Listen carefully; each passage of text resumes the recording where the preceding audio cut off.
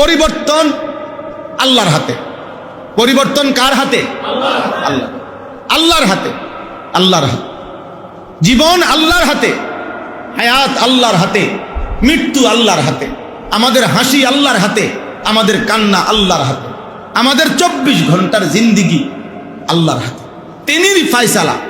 আল্লাহ যাকে যখন ইচ্ছে করে তো তিনিই ফয়সালা দেয়।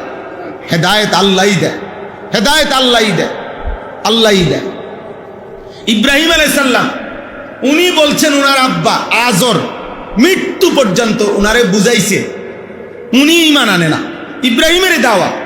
আবার এই ইব্রাহিম আলাইহিস সালাম মাত্র 12 বছর হয় নাই, 11 থেকে 12 বছর বয়সী উনার ছেলে ইসমাইল, এই বয়সে উনারে বলছে তোমারে আমি স্বপ্নে দেখছি আল্লাহর হুকুমে জবাই করতেছি। ছেলে বলছে এক কথায় আব্বা আপনি এক্ষুনি আমার আল্লাহর হুকুম পালন করেন, আমি রাজি। 11 বছর বয়সের বাচ্চা ইব্রাহিমের কথায় আল্লাহ চিনে। আবার বাফে এই ইব্রাহিমের হাতে বাফে কালেমা পড়ে না। বিষয়টা কি? বিষয়টা কি? আল্লাহর ইচ্ছা। মূলত কার ইচ্ছা বলেন? আল্লাহর ইচ্ছা, আল্লাহর ইচ্ছা, আল্লাহ তাআলার ইচ্ছা। নবী সাল্লাল্লাহু আলাইহি সাল্লামের হাতে উনার কোন চাচা কালেমা পড়ছে? কোন চাচা কি পড়ে নাই? কালেমা পড়ে না। কুরাইশ বংশের কোন লোক কালেমা পড়ছে? কোন লোক কালেমা পড়ে নাই। এজন্য ছেলেদেরকে বলি আব্বা তোমরা কেউ মনে করো না আমরা হুজুররা ইসলাম, মসজিদ, মাদ্রাসা, কোরআন, আল্লাহর দ্বীন তোমাদের কারো মুখাপেক্ষী, কারো মুখা। তুমি যদি ল্যাংটা হইও নাচো অসুবিধা হইতো, তোমার মতো আমার মতো 2-4 পাগল ছাগলের জন্য ইসলাম আটকায় না, আটকায় নাই। তোমার মতো আমার মতো নাফরমানরে না নিল ইসলামের বিজয় হবে। নবীর কথা সত্য হবেই হবে, হবেই হবে। কিন্তু আমারে নিলে আমার লাভ, আপনারে নিলে আপনার লাভ। হাদিসের মধ্যে কথা স্পষ্ট আছে, হাদিসের কুদসির মধ্যে আছে। আল্লাহ তাআলা বলছেন লাউ আন্না আউওয়ালাকুম ওয়া আখিরাকুম ওয়া ইনসাকুম ওয়া জিন্নাকুম কানু আলা আতকা কলবি রাজুলিন ওয়াহিদিন মা যাদা ফি মুলকিহি শাইআন। আল্লাহ বলে হে আমার বান্দাগণ তোমাদের প্রথম ব্যক্তি থেকে শেষ ব্যক্তি, তোমাদের জিন এবং তোমাদের মানুষ, সমস্ত জিন সমস্ত মানুষ, পৃথিবীর প্রথম জিন থেকে শেষ জিন, পৃথিবীর প্রথম মানুষ থেকে শেষ মানুষটাও যদি সকলেই যদি সর্বশ্রেষ্ঠ মুত্তাকি আল্লাহওয়ালা সর্বোচ্চ বুজুর্গ যদি সকলেই হয়, আল্লাহ তাআলা বলে খোদার কসম বান্দা আমার রাজত্বে আমার মর্যাদায় এক বিন্দুও বাড়বে না, আমি যেমন আছি তেমন। এরপরের হাদিসের দ্বিতীয় অংশ আবার আল্লাহ বলছে লাউ আন্না আউওয়ালাকুম ওয়া আখিরাকুম ওয়া ইনসাকুম ওয়া জিন্নাকুম কানু আলা আফজার কলবি রাজুলিন ওয়াহিদিন মিনকুম মা নাকাসা মিন মুলকিহি ফি মুলকিহি শাইআন। যদি তোমাদের প্রথম মানুষ, শেষ মানুষ, প্রথম জিন, শেষ জিন সকলেই যদি এই পৃথিবীর সর্বনিকৃষ্ট বেঈমান, নাফরমান, সবচেয়ে বড় বেঈমানের মতো যদি সকলেই হয়ে যায়, আল্লাহ বলে বান্দা আমার রাজত্ব, আমার শ্রেষ্ঠত্বে এক জাররাও কমবে না। মা নাকাসা, ওইদিকে বলছে মা জাদা। সবাই জুনায়েদ বাগদাদি, আব্দুল কাদের জিলানী হইল, আমি আল্লাহর মর্যাদা বাড়বে না। সবাই ফেরাউন নমরুদ হইল, আমি আল্লাহর মর্যাদা কমবে। আমি আছি, আমি আমার কোরআন কোরআনই থাকবে, আমার দ্বীন দ্বীনই থাকবে, আমার ইসলাম ইসলামই থাকবে, আমার নবী নবীই থাকবে, আমিই থাকবে।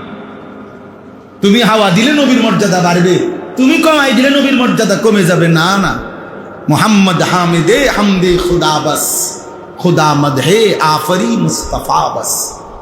আল্লামা ইকবাল বলছে আল্লাহর প্রশংসায় নবী যত কথা বলছেন আল্লাহর প্রশংসার জন্য তাই যথেষ্ট, নবীর প্রশংসায় আল্লাহ যা বলছে তাই যথেষ্ট। মোহাম্মদ হামিদে হামদে খুদা বাস, বাস মানে যথেষ্ট। মোহাম্মদ হামিদে হামদে খুদা বাস, খুদা মদহে আফরি মুস্তাফা বাস। আল্লাহর নবীর প্রশংসায়, আল্লাহর জন্য আল্লাহ যা বলছে কোরআনে নবীর মর্যাদা, তাই যথেষ্ট, তাই যথেষ্ট।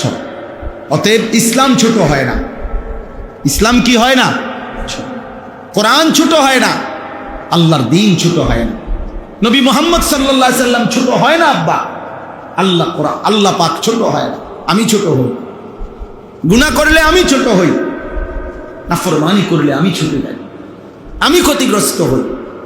এই মিথ্যা, চুরি, জিনা, ব্যভিচার, মদ, জুয়া, সুদ, ঘুষ, নারী, ছবি, গান, বাদ্য, খেলাধুলা, তামাশা, মোবাইলের এই অস্থিরতা, চুল চেহারা, এই বেঈমান মুশরিকের অনুসরণ, 24 ঘন্টা আল্লাহর অবাধ্য জীবন আব্বা, এ তোমাকে ক্ষতি করে না। আসমানের ক্ষতি হয় না, জমিনের ক্ষতি হয়। এতে সূর্যেরও ক্ষতি হয় না, চাঁদেরও ক্ষতি হয় না। সূর্য ডুবতেও দেরি হয় না, চাঁদ উঠতেও দেরি হয় না, রাত শেষ হইতেও দেরি হয় না, দিন আসতেও দেরি হয় না, কোনো অসুবিধা হয় না। কায়নাত তার নিজ গতিতে চলে, শুধু আমি আর তুমি জাহান্নামের দিকে যাই। আমাদের বরবাদি, আমাদের একটা ছেলে বুঝো, একটা ছেলে বুঝো, একজনই বুঝো। অনেক চালাক মনে করো তোমরা, অনেক ছেলে অসভ্যতাকে চালাকি মনে করে। না আব্বা, অসভ্যতা তো চালাকি না, অসভ্যতা। নোংরামিকে চালাকি মনে করে। না রে বাবা, নোংরামি তো চালাকি না, নোংরামি তো নোংরামি, নোংরামি তো নোংরামি। গুন্ডামি তো চালাকি না, গুন্ডামি তো গুন্ডামি। সন্ত্রাসী তো চালাকি না, সন্ত্রাসী। সাদাবাজ তো চালাক না, সাদাবাজ। সুর তো চালাক না, সুর। ডাকাত তো চালাক না, ডাকাত। লুচ্চা তো চালাক না, লুচ্চা। বেশ্যা তো চালাক না, বেশ্যা। পতিতা তো চালাক না, পতিতা। সুদখোর তো চালাক না, সে সুদখোর। ঘুষখোর তো চালাক না, সে ঘুষখোর। বেহায়া নর্তকী তো চালাক না, সে নর্তকী। বুঝো নাই শিহাব? যে এটা তো শব্দ কি আছে, নির্ধারিত আছে। তুমি চালাক কইবা কিত্তা? প্রত্যেক পাপীর জন্য পৃথক পৃথক শব্দ আছে না? তো হে চালাক হবো কেন? ও চালাক হবে কেমন? অনেক ছেলে আছে দেখ, মনে করে আমি যে বাটফারি করি আমি চালাক। হ্যাঁ, তুই বাটফারে না। আমি যে মাকে ফাঁকি দেই আমি চালাক না, না তুমি ফাঁকিবাজ। আমি যে নামাজকে ফাঁকি দেই তুমি চালাক না, না তুমি ফাঁকিবাজ। আবু জাহেল নামাজ ফাঁকি দিয়ে কি লাভ হয়েছে? আবুল আহাব আল্লাহকে ফাঁকি দিয়ে কি মর্যাদা পাইছে? ফেরাউন নমরুদ আল্লাহকে ফাঁকি দিয়ে কি মর্যাদা পাইছে? এই পৃথিবীর কোন নিকৃষ্ট পাপী বাবা বলেন নাফরমানি করে কে কোথায় গেছে? একটা বেঈমান এই পৃথিবীতে যে ভুলে, উনি মূলত বেঈমান, কিন্তু ভুলে মানুষ ওনারে চিনতে পারছে না, টের করতে পারছে না, শেষ পর্যন্ত ধরা খাইছে না। এখনো তিনি জুনায়েদ বাগদাদির মতো মর্যাদাবান। এমন বেঈমান কে? কথা বলে না। এমন নাফরমান কে যে না মানুষ অনুতার করতে পারছে না? এজন্য একটা কথা আছে প্রসিদ্ধ, ইতিহাস কখনো ভুল কালিতে লেখা হয় না। ইতিহাস কখনো কি হয় না? ভুল কালিতে। ক্ষমতার জোর, প্রভাব, শরীরের শক্তি, টাকার সামর্থ্য, কোনো কিছু দিয়ে সাময়িক দমিয়ে রাখা যায়, কিন্তু মাটির নিচে বসেও কেউ সত্য ইতিহাস হয়তো সাতবক জমিনের নিচে লিখে রাখে। দিন মুখোশ খুলে যায়, আমারও তোমারও মুখোশ কি হয়ে যায়? আল্লাহ নবী সাল্লাল্লাহু আলাইহি সাল্লাম বলছেন, হে আল্লাহর বান্দা, রাতের অন্ধকারের একাকিত্বের গুনাহ তোমার। নবীজি বলছে, কসম উম্মত, দিনের আলোতে আল্লাহ তাআলা চেহারায় ভাসিয়ে দেয়।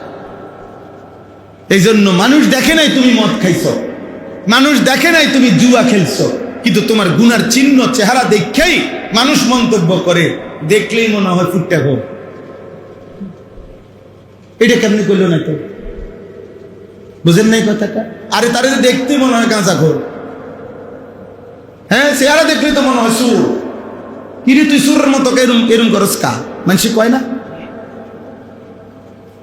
কি বুঝা গেল? অথচ সে যখন গুনাহ করছে তখন কিন্তু এই লোক সাথে ছিল না, ছিল এই লোক, কিন্তু না, মানুষ চিনতে ভুল করে না।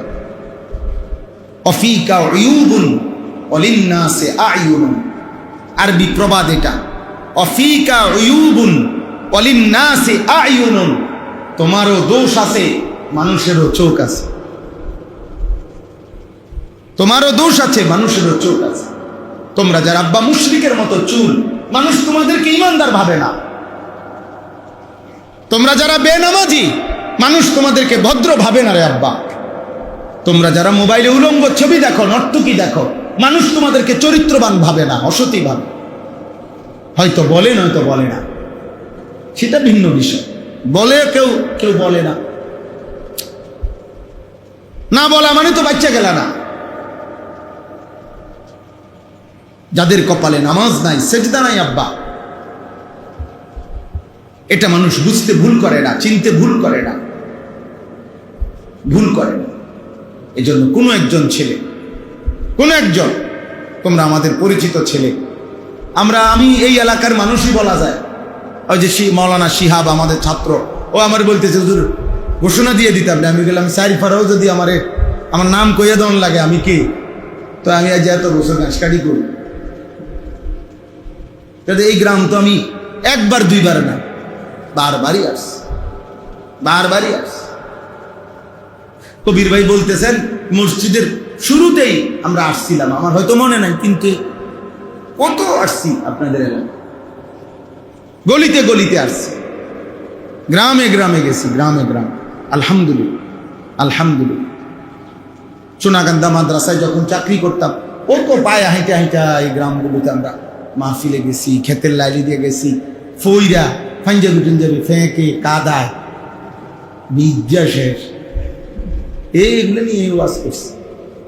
ও এখান থেকে সোনাকান্দা মাদ্রাসার থেকে হাঁটতে হাঁটতে কোনাকুনি দিয়া জগন্নাথপুর, শেষরা, কিতা সুমুরিয়া, আরো আছে, আরো একটা দূর আছে একটা গ্রাম, পুকুরে নদীর পার দিয়ে দিয়ে গেছি, নাল্লা না কি জানি বা এই জাতীয়, মোল্লা নাল্লা এই জাতীয়, হাইটা গেছি বেটা, হাইটা 2 ঘন্টা 3 ঘন্টা পায়া পায়া। হাটখোলা বাজার আমার প্রথম মাহফিল বয়ান করছি, ও ঈশাননগর, আরো কি কি নাম ভুলে গেছি, আমাদের বাবুসাইলের স্যারের বাড়ি। আল্লাহ সবাইরে ভালো রাখেন। তো যাই হোক আব্বা, আমরা বলতে চাই এ কথাটা যে আমাদের জিন্দিগির এটা বোঝা উচিত। আমি যে আয়াতগুলো পড়ছি এখন আমি সেগুলোর তর্জমা বলি, কিন্তু শুরুতে সবাইরে বলে নিলাম, ছেলেরা তোমাদেরকেও বলি, প্রিয় ভাই আমার, বেঈমান দুশ্মন তোমা করে ধোকা দিছে।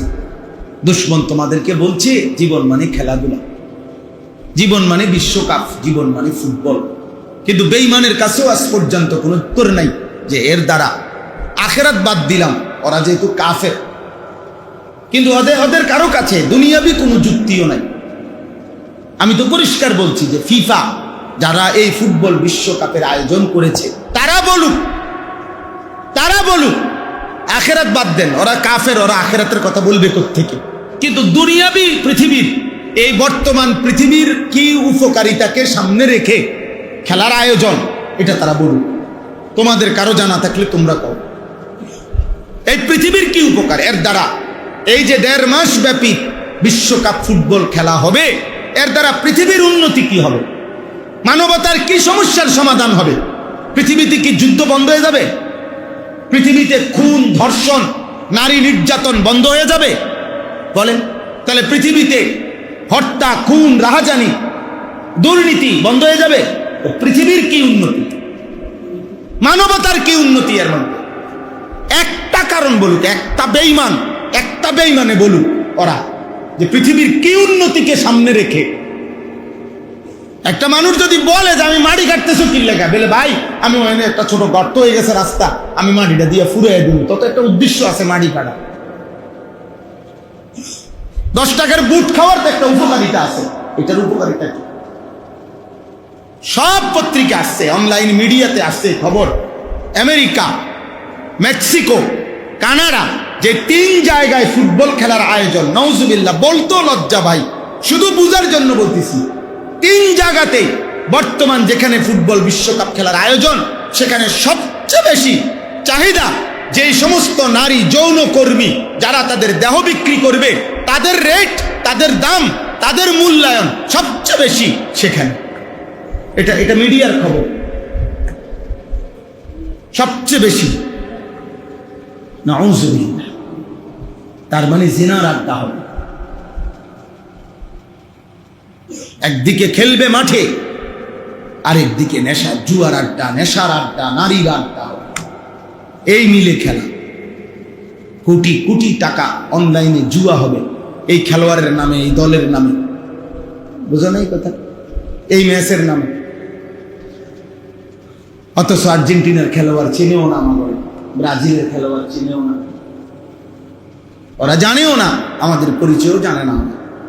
আমাদের যেই যুবক 24 ঘন্টা রাত্র দিন তার জন্য মাতলামি করতেছে, এই মাতালের খবর ওই মাতালে জানেও না, ও চিনিও না। এখানে মারামারি করে 50 জন আহত হয়েছে বাংলাদেশে। কিছুদিন আগে, 3-4 দিন আগে ব্রাজিল আর্জেন্টিনা সমর্থকদের মারামারিতে 50 জন আহত হয়েছে। হ্যাঁ হ্যাঁ, ফ্রি চিকিৎসা দিবে কেউ, কেউ আপনার ফ্রি দাঁতের চিকিৎসা দিবে, কেউ এটা দিবে, বিভিন্ন কিছু। যাই হোক, আল্লাহ সবাইকে বুঝ দান করে, আল্লাহ সবাইকে কল্যাণ দান করে। প্রিয় ভাই, আল্লাহকে ভুলে গেলে, আখিরাতকে ভুলে গেলে, হালাল হারাম ভুলে গেলে, পাক নাফাক ভুলে গেলে, জায়েজ না জায়েজ ভুলে গেলে, এটাই কথা কোরআনে আল্লাহ বলছে, আমি আল্লাহ থেকে যে ছুটে যায়, খোদার কসম আল্লাহ বলছে, সে যে কোথায় হারিয়ে যায় আর কেউ জানে না। আল্লাহ তাআলা কোরআনে তাকে ঝড়ো বাতাস, আমি অনেক সময় এটা দেখছি, দেখবেন পলিথিন, তোর খোলা পলিথিন, বাতাস খুব জোরে, তো পলিথিন দেখবেন অনেক সময় মনে হয় যে এটা এরম উড়ে, পলিথিনটা বাতাসে, একবার বাতাসে এটা এদিকে জায়গা, আবার এইটারে বাতাস বাইরেইয়া এদিকে নিয়ে আসে। মানে পলিথিনের আর নিজস্ব ক্ষমতা থাকে না যে কোন দিকে যাবে, বাতাস তাকে যখন যেদিকে বাইরা, এদিকে সে কি করে, বাইরে খায়। কথা বল, আল্লাহ কোরআনে এটাই বলছে যে বেঈমান আমি আল্লাহ থেকে ছুটে গেল, খোদার কসম আল্লাহ বলে ঝড়ো বাতাস এবার তাকে এদিক থেকে সেদিক, সেদিক থেকে এদিক শুধু ঘুরাবেই। এই নাফরমানার কোথাও স্থির হইতে পারবে না যে তার ঠিকানা কোথায়, গন্তব্য কোথায়, যাবে কোথায়, থামবে কোথায়। আমি তো জানি আমার হালাল স্ত্রী আছে, অতএব আমি থামবো গিয়ে তার কাছে। আমি তো জানি আমার নির্দিষ্ট পরিমাণ টাকা হালাল আছে, আমি থামতে হবে এখানে। কিন্তু বেঈমান থামবে কোথায়? যে ছেলে যুবক আর উলঙ্গ নারী দেখে, নর্তকীর ছবি দেখে, এই জানোয়ার, এই মানুষরূপী হাইওয়ান কোন নারী দেখা কতক্ষণ দেখে থামবে, এর কোনো নিশ্চয়তা আছে? ও কি জানে? ও জানে না তো। সুর থামবে কখন? সুদখোর থামবে কখন? ঘুষখোর থামবে কখন? হারাম নর্তকী থামবে কখন? জানে না। পাপী জানে না।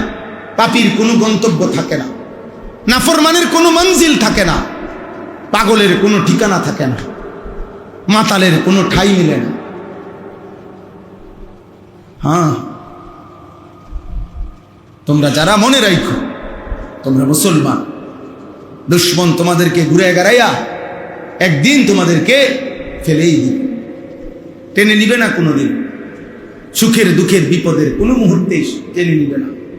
আজকে পর্যন্ত পৃথিবীতে এই পর্যন্ত ফিলিস্তিন সমস্যার কোনো সমাধান কোনো বেঈমান দেয় না। রোহিঙ্গা সমস্যার কোনো সমাধান করে না, কাশ্মীর সমস্যার সমাধান করে না। অথচ পৃথিবীর অসংখ্য ইহুদি খ্রিস্টানদের ছোট ছোট অঞ্চল আলাদা আলাদা করে দিচ্ছে, সুদান আলাদা করে দিচ্ছে, ভিয়েতনাম আলাদা করে দিচ্ছে, কত কিছু আলাদা করে দিচ্ছে। যেখানে এই খ্রিস্টান কোন অঞ্চলের কিছু মানুষ বিদ্রোহ করছে, ওদের একটা সমাধান করে দিচ্ছে। মুসলমানের সমাধান হয়, মুসলমানের সমাধান হয়। আমরা মুসলমান, পরিচয় লুকাইয়াও পারতেন না, চুল দিয়া, চেহারা দিয়া, প্যান্ট হাফ প্যান্ট পইরা খাড়াইয়া মুততেও আপনি পরিচয় লুকাইতে পারতেন না কেউ। ছেলেদেরকে বলি আব্বা, কারণ তোমার অজান্তেই তোমার জন্ম নিবন্ধন সনদে ওরা জানিয়ে নিছে তোমার ধর্ম ইসলাম।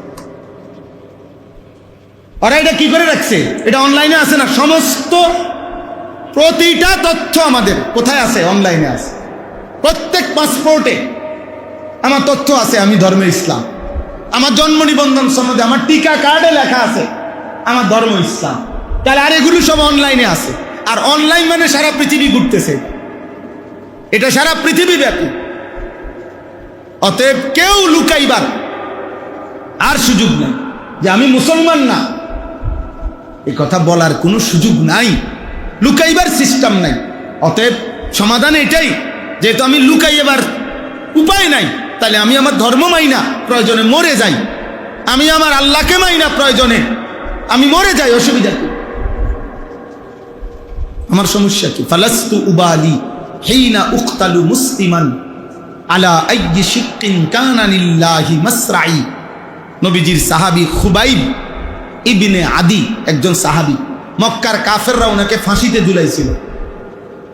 ফাঁসিতে ঝুলাইবার পূর্ব মুহূর্তে মক্কার নেতা আবু সুফিয়ান ওনাকে জিজ্ঞেস করছিলেন, হে মুহাম্মদের সাহাবী খুবাইব, মৃত্যুর পূর্বে ফাঁসির মুহূর্তে তোমার শেষ তামান্না কি, শেষ ইচ্ছা কি?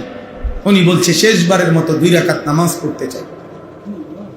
তো ওনার রশি খুলে দিছে, উনি 2 রাকাত নামাজ পড়ছে, 2 হাত তুলে আল্লাহর কাছে মুনাজাত করছে, আয় আল্লাহ, আজ আমার আর কোনো পরোয়া নাই, আমি আপনার আনুগত্য দিয়ে মরতেছি, আপনার সেজদা দিছি মালিক। ফালাস্তু উবালি, এখন আর আমি কোনো পরোয়া করি না।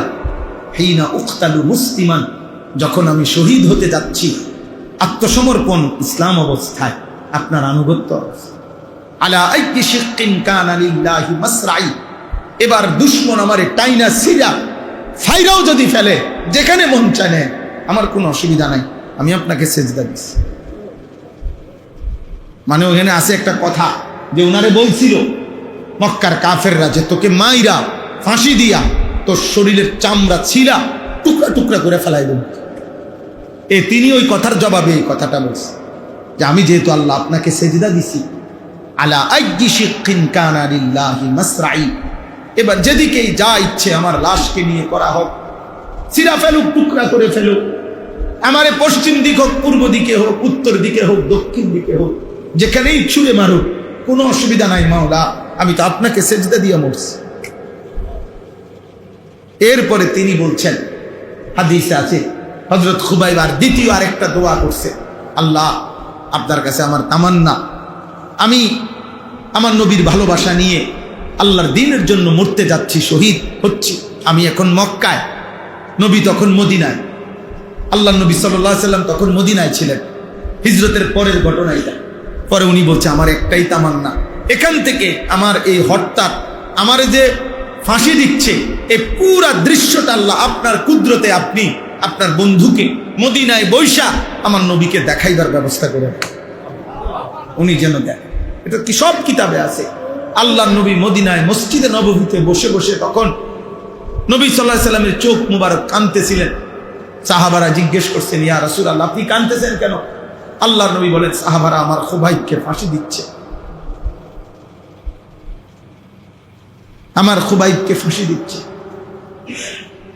ফাঁসি দেওয়ার পরে মক্কার কাফেররা ওনার লাশ ঝুলাইয়া রাখছে, গাছের মধ্যে টাঙ্গা দিয়ে রাখছে, এবং পাহারাদার নিয়োগ দিছে যে কেউ যেন লাশ নামাইতে না পারে, এখানেই পচে পড়ে থাকবে।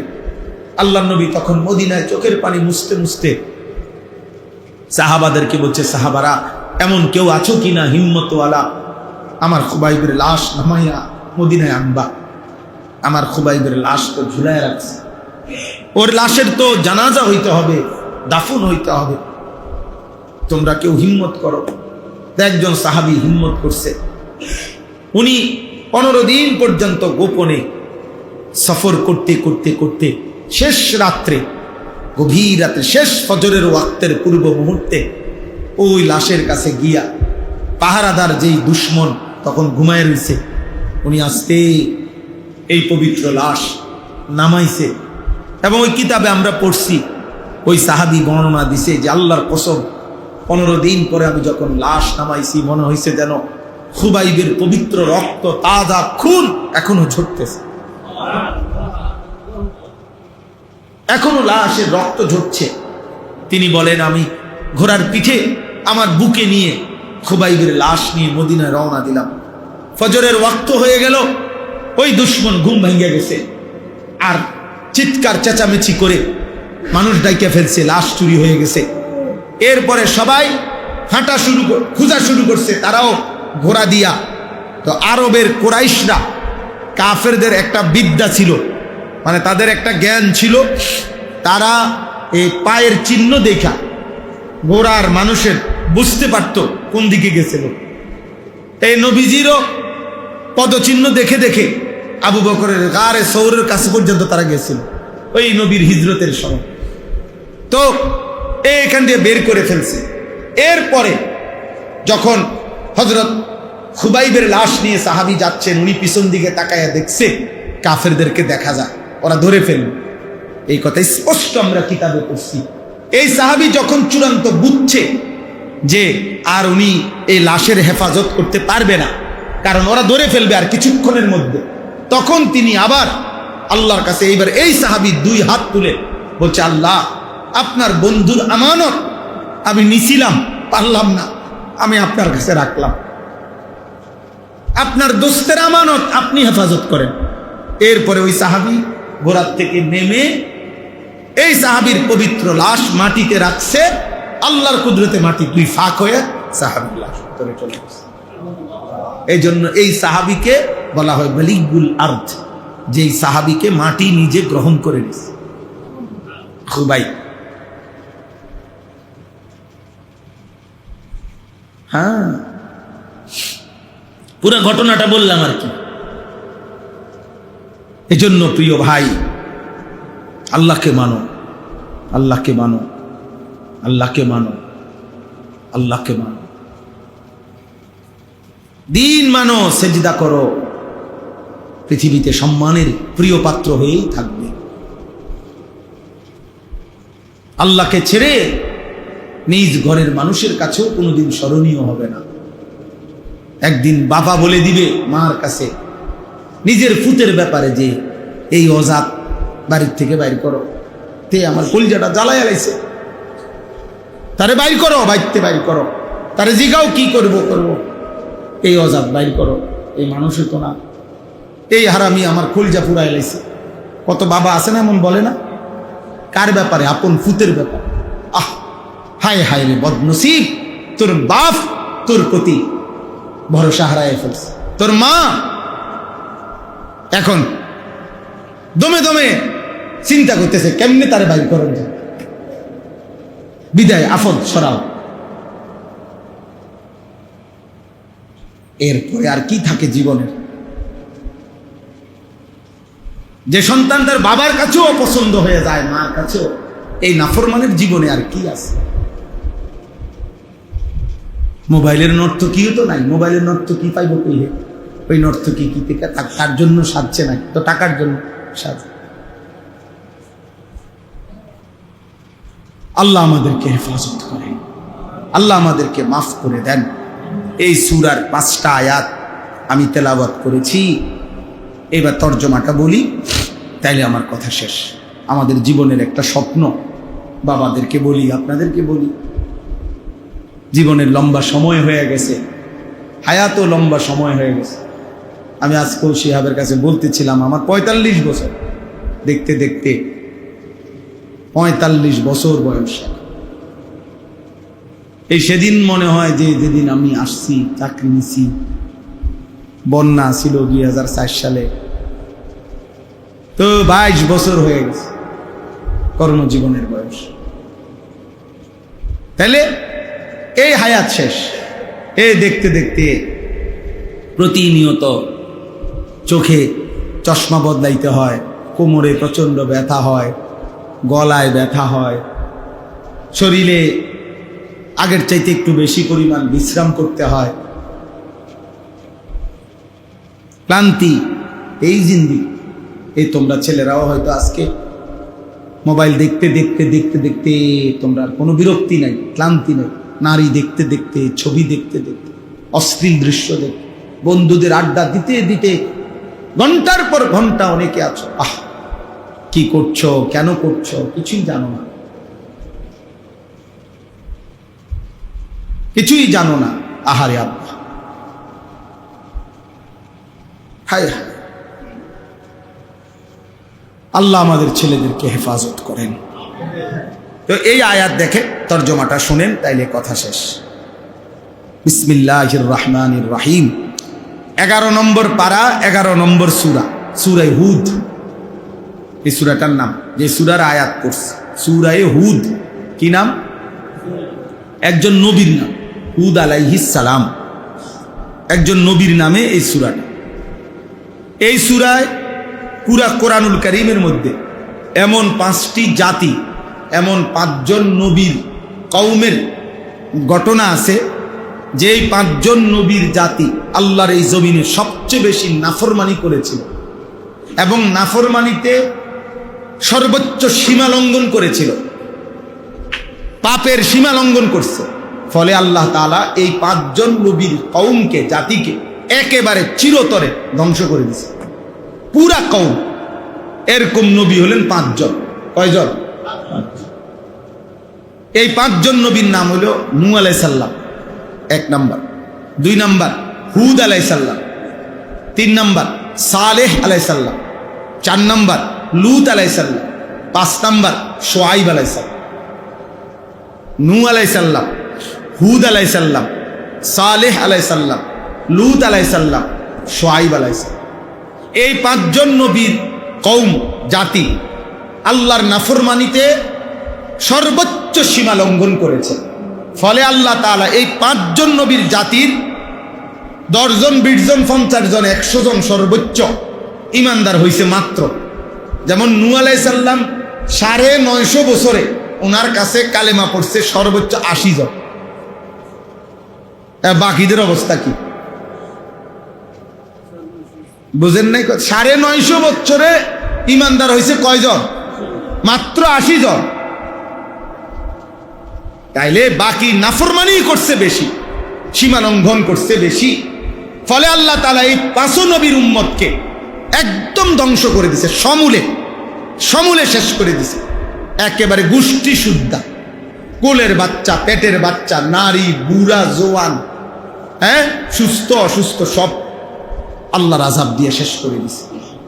এই 5 জন নবীর উম্মতের নাফরমানি, পাপের ঘটনা, আল্লাহর আযাব এবং ওই নবীদের দাওয়াত, মানুষকে বুঝানো, এই ঘটনাটা, এই পুরা বিষয়টা সবচেয়ে বেশি লম্বা বিস্তারিত বর্ণনা আল্লাহ এই সূরার মধ্যে করছে। কোন সূরা? সূরা হুদ। এই সূরা আরো সূরার মধ্যে আছে, কিন্তু এই সূরাতে সবচেয়ে বেশি বিস্তারিত পূর্ণাঙ্গভাবে আল্লাহ তাআলা ওই 5 জন নবীর ঘটনা, তাদের দাওয়াত এবং তাদের কওমের নাফরমানি আর আল্লাহর আযাব, এই 3টা বর্ণনা আল্লাহ বিস্তারিত দিয়েছেন। এই সূরাটা যখন নাজিল হয়েছে আমাদের নবী সাল্লাল্লাহু আলাইহি সাল্লামের উপরে, তখন এই সূরা নাজিলের কিছুদিন পর সর্বপ্রথম তাফসিরে আছে আমাদের নবী সাল্লাল্লাহু আলাইহি সাল্লামের এই সূরা নাজিলের কয়দিন পরে সর্বপ্রথম নবীজির পবিত্র দাড়ি মুবারক, দাড়ি এই 1টা বা 2টা চুল সাদা হয়ে গেছে, সাদা হয়ে গেছে প্রথম। তখন হযরত আবু বকর সিদ্দিক রাদিয়াল্লাহু তাআলা আনহু এটা খেয়াল করছে, আর নবীজিকে বলছেন, ইয়া রাসূলুল্লাহ কাদ শিবতা, হে আল্লাহর নবী আপনি দেখি বুড়া হয়ে যাচ্ছেন, আপনার চুল, দাড়ি মোবারকের চুল তো পাকা শুরু হয়ে গেছে।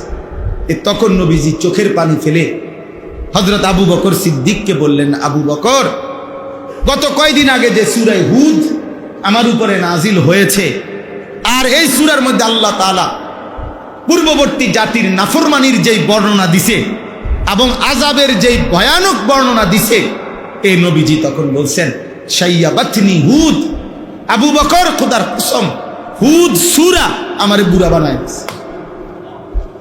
আমার এই সূরা নাজিলের পর থেকে, এই ছেলে, এই দোস্ত বেয়াদবি করো না, আব্বা বাইরে হয়ে যাও, আব্বা বাইরে হয়ে যাও, বাইরে হয়ে যাও। তোমার মতো 2-4 জন ফালতু না শুনলে কোনো অসুবিধা নাই আব্বা, দয়া করে আল্লাহর রাস্তায় মসজিদে বেয়াদবি করো না। যদি খিচুড়ি খাও তো খিচুড়ি খেতে টাইমে আইসো আব্বা, দিব একটু পরে, ঘোষণা দিয়ে দিব।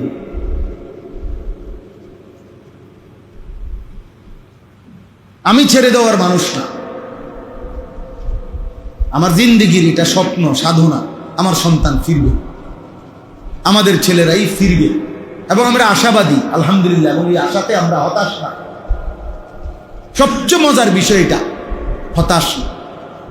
আলহামদুলিল্লাহ সারা বাংলাদেশে হাজার হাজার লাখো ছেলে প্রতিদিন আলহামদুলিল্লাহ আল্লাহর দিকে ফিরতেছে। সময়ের একটা পরিবর্তন থাকে, আল্লাহর কুদরতে পরিবর্তনের একটা সূচনা হয়। গত 15 দিন আগে, 20 দিন আগে হবে, গত মাসে আমরা সিলেট এক মসজিদে, সিলেট বিভাগীয় শহরে ফজরের নামাজের পরে বয়ান করছি। আলহামদুলিল্লাহ ফজর ক্যাম্পেইন আমার একটা কাজ আছে সারা বাংলাদেশে, আমি ফজর ক্যাম্পেইনের কাজ করি, অর্থাৎ ফজরের নামাজে মুসল্লি বৃদ্ধির চেষ্টা করি জায়গায় জায়গায়। এটা নিয়ে আমি আলাদা সময় দিই যুবকদেরকে। আমার এগুলা নিয়ে অনেক ছেলে পেলে আছে যারা এই কাজটা করে সারা দেশে। ফজর ক্যাম্পেইন কই আমরা, এটারে ক্যাম্পেইন মানে প্রচারণা, ইংরেজি শব্দ, অর্থাৎ ফজরের জন্য প্রচারণা করি আমরা। আলহামদুলিল্লাহ জায়গায় জায়গায় ছেলেরা এখন এই কাজটা করে। তো সিলেট বিভাগের ছেলেরা আমাদের যারা, তারা সিলেট বিভাগীয় শহরের একটা বড় মসজিদ 3 তালা, ওইটার মধ্যে বলছে হুজুর আমরা ফজর ক্যাম্পেইনের পক্ষ থেকে ফজর বাদ বয়ানের ব্যবস্থা করছি, আপনি আসবেন। আমি ইনশাআল্লাহ ফজরের পরেই বয়ান হবে। ফজরের পরে বয়ান করার জন্য, ফজরের নামাজ পড়ার জন্য যখন আমি যেই বাসাতে ছিলাম রাত্রে, ওই বাসার থেকে ফজরের ওয়াক্তে আসতেছি তখন এই মসজিদে, তখন এই আসার পথের আধা ঘন্টা দেখছি যে এই পরিমাণ সাইকেল দিয়া ছেলে মসজিদে আসতেছে ফজরের নামাজের জন্য। মানে আমি সাথে বসা ছিল মনসুর ভাই, যার বাসায় ছিলাম। আমি মনসুর ভাইরে বললাম, মনসুর ভাই দেরি হয়ে গেছে আপনার আসতে, হইতে পারে আপনি গিয়া আজ ইনশাআল্লাহ আপনি হয়তো ফজরের নামাজের জন্য ইমাম সাহেবের তালায় জায়গা পাইতেন। এমনি কইতেছিলাম হাসতে হাসতে। এবার আমি বললাম, মনসুর ভাই আমার স্বপ্ন এটা একদিন এমন হবে, জুমার নামাজের জন্য যেমন মুসল্লি গেটে দাঁড়ায় থাকে, ইনশাআল্লাহ একদিন ফজরের নামাজের জন্য মুসল্লি এরকম দাঁড়ায় থাকবে। মসজিদ কমিটি বলবে যে ফজরের মুসল্লি জায়গা হয় না, মসজিদ বাড়াও, 2 তালা করো, 3 তালা করো। ঠিক কইতেছি, গাড়ি থামছে মসজিদ বরাবর, মুয়াজ্জিন বলতেছে, হুজুর যেই তালা ইমাম সাহেব দাঁড়ায় 2 তালায়, এনে একজন মানুষ দাঁড়ায় বেড়ার জায়গা। আলহামদুলিল্লাহ 3 তালা মসজিদ একটি বিভাগীয় শহরে, এটা কোনো ছোটখাটো মসজিদ না, পুরো মসজিদ কানায় কানায় পূর্ণ ছিল। আমি বক্তার সফলতা বলতেছি না, নাউজুবিল্লাহ, খুদার কসম। আপনারা আমি বক্তা কত বড় এটা বুঝাইতেছি না, আল্লাহর কসম না, আমি বুঝাইতেছি আল্লাহর দিকে মানুষ ফিরতেছে, আল্লাহর দিকে। এরপরে শিহাব এই বয়ান শেষে 9টা বাজে, এরপরে বয়ানে গেছি যেখানে, সেটা আরো আশ্চর্য। সেটা হলো সিলেটের একেবারে গহীন এলাকা চা বাগানের শ্রমিকদের জন্য আমাদের মাহফিল ছিল সকাল 9টায়, শুধু চা শ্রমিক। আলহামদুলিল্লাহ সেখানে গিয়েও দেখছি ভরপুর মানুষ চা শ্রমিক আল্লাহর কথা শুনতে বসে আছে। তার মানে বলার উদ্দেশ্য হলো, আলহামদুলিল্লাহ বাংলাদেশে তোমরা শুনো ছেলেরা, ঢাকা শহরে কামরাঙ্গীর চরে হিজড়াদের জন্য, হিজড়া এই 3য় লিঙ্গের মানুষ যারা, তাদের জন্য নিয়মতান্ত্রিক মাদ্রাসা চালু হয়েছে এবং ইতিমধ্যে হিজড়া মহিলা, হিজড়ারা 3 খতম 4 খতম সহি শুদ্ধ কোরআন খতম করে ফেলছে। আমি নিজ হাতে কুমিল্লা চান্দিনা মাদাইয়ার মাঝামাঝি একটা জায়গায়, এখানে বেদে বেদে সম্প্রদায় থাকে, আমি নিজের হাতে আজ থেকে 5-7 বছর, আরো বেশি হইব, 8-10 বছর আগে ওদের মাহফিল চালু করছিলাম 2000 টাকা চাঁদা দিয়া। আমি নিজে আলহামদুলিল্লাহ ওই মানুষের বাদ্যা, এই বাদ্যার ঘরে আল্লাহর কসমে কোরআন হাতে বলতেছি, আমি নিজে বাদ্যার 4টা ফুট নিজের হাতে হাফেজে কোরআন পাগড়ি মাথায় দেওয়াইছি। বাদ্যার ফুট হাফেজে কোরআন। বাদ্যা বোঝেন না, নৌকার থাকে যারা, জি জি, এটা সময়ের পরিবর্তন, এটা মালিকের ফয়সালা, বোঝো নাই? বৃষ্টি যখন আসে তার আগে ঠান্ডা বাতাস বইতে থাকে, বৃষ্টির আগের বাতাস বইলেই যেই কোনো বুদ্ধিমান মানুষ বুঝে যে এই বাতাসটার ঠান্ডাটাই আলাদা, সে বুঝে বৃষ্টি আসতেছে, ইমানের বিজয় আসতেছে, আলহামদুলিল্লাহ ইসলামের বিজয় আসতেছে সারা পৃথিবী। তখন সেদিন ইনশাআল্লাহ হয় মাহদির পক্ষে যাবে, নয় দাজ্জালের পক্ষে। ইমান আমলওয়ালা হইলে ইনশাআল্লাহ মাহাদিকে পাইবা, ইমান আমলওয়ালা না হইলে বেঈমান দাজ্জালের পক্ষে চলে যাবে, খালাস। আল্লাহ তোমাদের সবাইকে কবুল করে, আল্লাহ তোমাদের সবাইকে কবুল করে। চলেন তর্জমাটুকু শুনেন। আল্লাহ তাআলা বলেন, তো বলতেছিলাম নবীজি বলছেন শাইয়াবাতনি হুদ, আবু বকর সূরা হুদ আমারে বুড়া বানায় ফেলছে। কেন? অর্থাৎ হইল আমার উম্মত যদি এই গুনাহগুলো আবারও তারাও করে, আহা আমার আল্লাহর আযাব যদি আমার উম্মতের উপরে আসে তাদের কি হবে, উম্মতের পেরেশানি আমারে বুড়া বানায় ফেলছে। নবী সাল্লাল্লাহু আলাইহি সাল্লাম বুড়া হয়ে বলতেছে আমার বুড়া বানায় ফেলছে, আমার উম্মতের টেনশন। এই পাপ, তাদের মৌলিক পাপ ছিল তিনটা। এক নাম্বার হলো তাওহীদের খেলাফ, শিরিক। 2 নাম্বার উপার্জনের মধ্যে হারাম। 3 নাম্বার যৌন চাহিদার মধ্যে হারাম। বুঝছেন হিসাবটা? একসাথ করলে 5টা জাতির পাপ সব দিয়ে একসাথ করলে এ খোলাসা দাঁড়াবে। অর্থাৎ লজ্জাস্থানের চাহিদায় মাতাল এই যত লোক নারী দেখে, ছবি দেখে, নাটক দেখে, সিনেমা দেখে, মোবাইলে অশ্লীল দৃশ্য দেখে, উলঙ্গ নাচ গান দেখে, রাতভর জোয়ান কন, বুড়া কন, সাগওয়ানের কন আর মোবাইলওয়ালা কন, যে তার মেইন পাপটা কি? তার লজ্জাস্থানের চাহিদা, আর সেটা সে হারাম ভাবে পূরণ করতে চাচ্ছে, বুঝো না? আর যত আরেক দিকের অনেক মানুষ উপার্জন করছে হারাম, সুদ, ঘুষ, কিস্তি, লোন, চুরি, ডাকাতি, ছিনতাই, রাহাজানি, জনগণের সম্পদ লুণ্ঠন, অবৈধ উপার্জন, ওজনে কম দেওয়া, যত রকমের বাটপারি কইরা পয়সা, হারাম উপার্জন। আর অসংখ্য মানুষ বেঈমান, কাফের, মুশরিক, শিরকে লিপ্ত। আল্লাহ আমাদেরকে হেফাজত করে, আল্লাহ আমাদেরকে হেফাজত করে। আল্লাহ কোরআনে একটা চমৎকার ওয়াদা দিছে, আল্লাহ নবীরে একটা সুন্দর কথা বলে দিছে। বন্ধু, 2টা জিনিস আপনারে বলে রাখি, আপনি টেনশন করেন না, এত কাঁদেন না। একটা হলো আপনার উম্মতের মধ্যে ইস্তেগফার থাকলে আমি আল্লাহ কইলাম চূড়ান্ত আযাব দিয়ে ধ্বংস করতাম। ওরে কইেন, এটা খেয়াল রাখতে। আর 2 নাম্বার হলো সুবহানাল্লাহ, 2 নাম্বার হলো ইসলাহের চেষ্টা যদি থাকে, ইসলাহ যদি চলমান থাকে, বাবা ছেলেকে বলতেছে, স্বামী স্ত্রীকে বলতেছে, ইমাম মুসল্লি করে বলতেছে, সমাজের মুরব্বীরা পোলাপানরে কইতেছে, মানে একজন আরেকজনকে ইসলাহ করতে চেষ্টা করতেছে, এইটা যদি চালু থাকে আমি আযাব দিয়ে ধ্বংস করব। সুবহানাল্লাহ। ওমা কানা আল্লাহু মুআযযিবাহুম ওয়া হুম ইস্তাগফিরুন। আরেকটা হলো ওমা কানা রাব্বুকা লিয়াহলিকাল কুরা বিযুলমিন লিইহলিকাল কুরা বিযুলমিন ওয়া হুম মুসলিহুন। এইজন্য এই বলা চালু রাখা উচিত। বলে অন কি সিজন নি বৃষ্টি, অন বৃষ্টি বা অন কি ওয়াজের সিজন নি, না অন হুদা ভাত খানার সিজন, ঠিক না? অন হইলো বনার চা খানার সিজন, বুঝেন নাই? ওয়াজের ব্যাপার, আল্লাহর কথা বলার ক্ষেত্রে মন্তব্য হইল কি অন কি ওয়াজের সিজন নি, না অন হলো শুধু খানার সিজন, খানার সিজন। আমি আমার মাদ্রাসার ছাত্ররা বলতেছে হুজুর গরম, আমি ছাত্র ঘরে বয়ানে বলতেছি বেটা গরম যে আল্লাহর বরকত, তুমি এটা বুঝুনি। মানে আমি মানে আম পাকে গরমে, জাম পাকে গরমে, তাল পাকে গরমে, কাঁঠাল পাকে গরমে, লিচু পাকে গরমে, সমস্ত মৌসুমি ফল পাকে কিসে? গরমে। তাহলে গরম যদি বরকত না হয় তো এই ফলগুলো কেমনে মিলতো?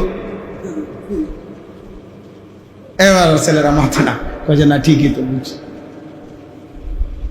তাইলে এই জন্য বললাম আল্লাহর কথা বলার কোনো সিজন নাই, প্রতিদিনই আল্লাহর কথা, প্রতি রাতেই কার কথা?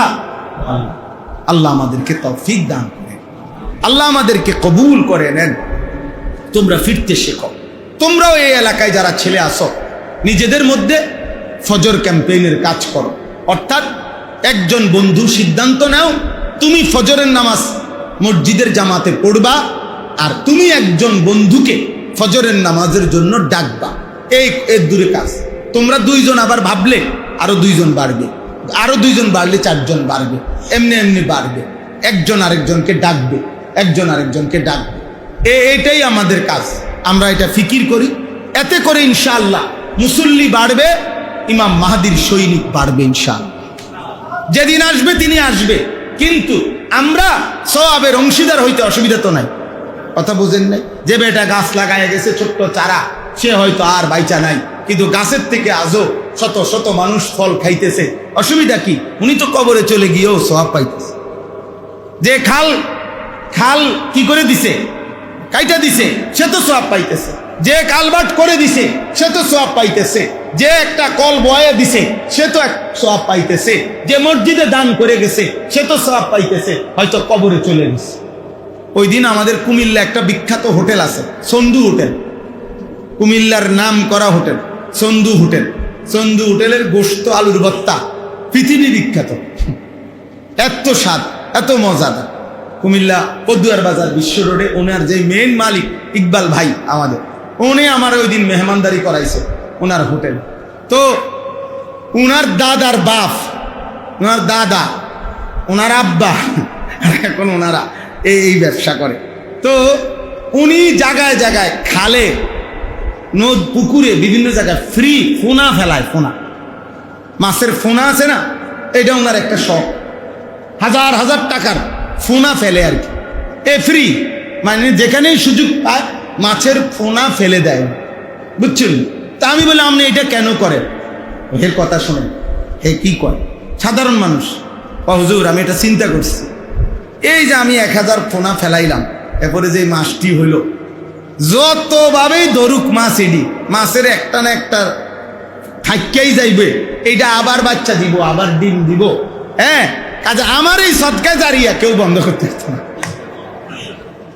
চিন্তা করছেন মাছের ফোনা দিয়ে তার বুঝটা কি, যে একেবারে 1000 ফোনা আমি যা ফালাইছি, পরে এটা কাঁচাইয়া 1000-ই উড়াই লাইতে পারিবে, এটা সম্ভব?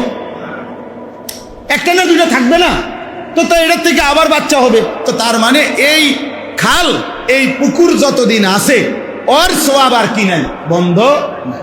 দেখো একজন সাধারণ মানুষ কেমন অসাধারণ ফিকির করছে, আল্লাহ তাআলা ওনার ফিকিরে বরকত দান করেন। তো এই জন্য ছোট্ট কাজ হতে পারে তোমার বলার দ্বারা, সে হয়তো তোমার চাইতে বেশি নামাজি হবে, সেদিন তুমিও তার নামাজের সওয়াব পেয়ে যাও। আল্লাহ তাআলা আমাদের সবাইকে তৌফিক দান করেন। এই আয়াত 5টার মূল বক্তব্য একটাই কথা। আমি একটা কথা বলার জন্য, বিস্তারিত তাফসীর না, একটা কথা হলো আল্লাহ তাআলা বলছে, বান্দা তোমার কাছে আমার একটাই কথা, আমার নবীর মাধ্যমে আল্লাহ তাআলা বলছেন, বান্দা তোমাদের সকলের কাছে আমি আল্লাহর কথা হলো, প্রতিনিয়ত তোমাদের পাপ হবে, আমি জানি, আমল ছুটে যাবে, তোমরা ঘাবড়াইও না। তুমি শুধু সিদ্ধান্ত রাখো, আমি পাপ করব না, আমি গুনাহ করব না, আমি আমল ছাড়ব না। তবে যখনই পাপ হবে, যখনই আমল ছুটবে, আমি জানি ছুটবে, আল্লাহ বলছে কোনো ঘাবড়াইও না বান্দা, ও আনিস্তাগফিরু রাব্বাকুম, আবার পুনরায় গুনাহ ছেড়ে দিয়ে আল্লাহর কাছে মাফ চাও।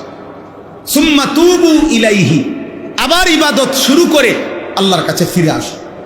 আল্লাহ বলছে যখনই গুনাহ হবে ছেড়ে দাও, মাফ চাও, আবার ইবাদত শুরু করে আবার আল্লাহর কাছে তওবা করো, মানে ফিরে আসো। তওবা মানে ফিরে আসা। তাই এই ইস্তিগফার এবং তওবা তোমার জীবনের সাথে মিলাইয়া রাখো। তুমি সিদ্ধান্ত নাও, গুনাহ আমি করব না, আমল আমি ছাড়ব না। আর যখনই গুনাহ হবে, যখনই আমল ছুটে যাবে, ইস্তিগফার এবং তওবা তোমার জীবনের সঙ্গী বানাও। কি জিনিসকে সঙ্গী বানাইতে কইছে? ইস্তিগফার এবং তওবা। এই দুই কথার অর্থ কি? ইস্তিগফার মানে হলো গুনাহ ছেড়ে দিয়ে মাফ চাওয়া, তওবা মানে ইবাদত শুরু করে আল্লাহর কাছে ফিরে আসা। এই কথাইটাই। 1 নাম্বার হলো আপনি গুনাহ ছেড়ে দিয়ে মাফ চাইতে হবে। 2 নাম্বার হলো আবার ইবাদত শুরু করে আল্লাহর কাছে ফিরতে হবে। ইবাদত শুরু না করে তওবা হয় না, গুনাহ ছেড়ে না দিয়ে মাফ চাইলে আল্লাহর কাছে ইস্তিগফার হয় না। এটা সব কিতাবে আছে। আপনি মিথ্যার জায়গাত চুরি চুরির জাগাত, সুদ সুদের জাগাত, কিস্তি কিস্তির জাগাত, চাঁদওয়ানের নাটক দেখার জাগাত, বিড়ি আমনের পকেটে, হারাম টাকা আমনের পকেটে, গালি আমনের মুখে, নর্তকী দেখা আমনের চোখে, সব জাগাত রাখা যেমনে যেটা জাগাত এমনি রইছে। এবারটা কেবল পায় আস্তাগফিরুল্লাহ রাব্বি। কিতা মানে কি? কিতা ঘটনা কিতা কথা কয় না কি রাস্তা ফিরুল্লাহ কইতে আছে মানে কোনটার রুফে বুঝেন নাই কথাটা? গুনার জায়গাত রাখা আপনি কি আস্তা ফিরুল্লাহ কইতে আছেন মানে কি? এবারে পকেটে বিড়ি, এবারে কয় আস্তা ফিরুল্লাহ। এবারে এই মাত্র আইসে সাধু আনতে টেলিভিশন চালিয়ে, আবার গিয়েই বিসমিল্লাহ করে হেনে বলবো, এবারে কয় আস্তা ফিরুল্লাহ। এমন আস্তাগফিরুল্লাহর উপরে আস্তাগফিরুল্লাহ, এমন তওবার উপরে কি? হ্যাঁ, আল ইস্তিগফারু বিলা ইকলাইন আনিজ যুনুব তাওবাতুল কাদ্দাবিন। গুনাহ বর্জন না করে মাফ চাওয়া খোদার কসম কিতাবে আছে, এটা মিথ্যাবাদীর তওবা। তাওবাতুল কাদ্দাবিন, মিথ্যুকের তওবা, মিথ্যুকের তওবা। মিথ্যাবাদী, এটা মিথ্যাবাদী, মিথ্যুক। কিসের আস্তাগফিরুল্লাহ বেটা, কিসের আস্তাগফিরুল্লাহ? এমন আস্তাগফিরুল্লাহর উপরে কি পাকিস্তানের একজন বড় বুজুর্গ কুতবে আলম আরিফ বিল্লাহ হযরত মাওলানা শাহ হাকিম মোহাম্মদ আখতার রহমতুল্লাহ আলাইহি, ওনার একটা ঘটনা হযরত লিখছেন যে হযরত সফরে যাইতেছেন হজে, বিমানের মধ্যে উনি এহরাম পরা, ওনার পাশেও একজন এহরাম পরা হাজি, দুজনে হজে যাইতেছে। তো এই পাশে যেই হাজি সাহেব হজে যাইতেছে এহরামের কাপড় পরা, উনি ওই বিমানের মহিলা যারা বিমানবালা, এরা অনেক সুন্দরী রূপসী, এদের কাপড় চোপড় কম, এরা আপনার অনেকটা বেপর্দা থাকে। তো এই হাজি সাহেব এই পাশে যিনি বসছে, উনি ওই এই হজরত এই বুজুর্গকে বলতেছে মহিলাদের দিকে তাকাইয়া, ওই বেড়া এহরাম পরা অবস্থায় তাকাইয়া আছে আর কি, মহিলাদের দিকে তাকাইয়াই নিজে নিজে বলতেছে আস্তাগফিরুল্লাহ আস্তাগফিরুল্লাহ। হযরত ये कैसा मंजर है,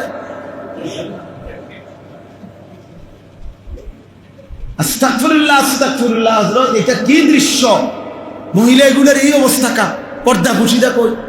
তে তখন এই কিতাবে আছে যে হযরত তখন ওই আল্লাহওয়ালা এরে বলছে উনারে, ভাই তেরি আস্তাগফিরুল্লাহ পর আস্তাগফিরুল্লাহ, তোমার আস্তাগফিরুল্লাহর উপরে কি আস্তাগফিরুল্লাহ। মানে এটা কি ধরনের আস্তাগফিরুল্লাহ? তুমি তো তাকাইয়াই রইছো বেডির দিকে, চাইয়া চাইয়া কও আস্তাগফিরুল্লাহ, এটা বুঝি আস্তাগফিরুল্লাহ? পহলে তো নজর হটাও ফির আস্তাগফিরুল্লাহ পড়ো। হ্যাঁ, এই তখন উনি বলছে, আরে আগে তো চোখ সরাও, আগে কি সরাও, এরপরে কি পড়ো, আগে গুনাহ ছাড়ো, এরপরে কি পড়ো আস্তাগফিরুল্লাহ। এটারে কয় তওবা, এটারে কয় ইস্তিগফার। হ্যাঁ, তো এজন্য এইটাই শেষ কথা। আল্লাহ বলেন যদি গুনাহ হয়ে যায়, যদি আমল ছুটে যায়, গুনাহ ছেড়ে দিয়ে আমল শুরু করে কি করো, ইস্তিগফার করো, তাওবা করো, বিনিময়ে কি হবে? সুবহানাল্লাহ। আল্লাহ বলেন ইউমাত্তিউকুম মাতাআন হাসানান ইলা আজালিম মুসাম্মা। আল্লাহ বলে যদি সত্যিকার ইস্তিগফার আর তাওবা করো, আমি আল্লাহ ওয়াদা দিলাম বাকি যেটুকু হায়াত, এই পুরা হায়াত তোমার জীবনের সমস্ত প্রয়োজনীয় উপকরণ হালাল এবং পবিত্র দিয়ে আমি পূরণ করে দেব। সব প্রয়োজন পূরণ করব, তবে হাসানান উত্তমটা দিয়ে। নারীর চাহিদা তোমার আমি পূরণ করব পবিত্র স্ত্রী দিয়ে, নর্তকী দিয়ে না, বেশ্যা দিয়ে না, পতিতা দিয়ে না, মোবাইলের উলঙ্গ নর্তকী দিয়ে নয়, তোমার চাহিদা পূরণ করে দেব আমি পবিত্র স্ত্রী।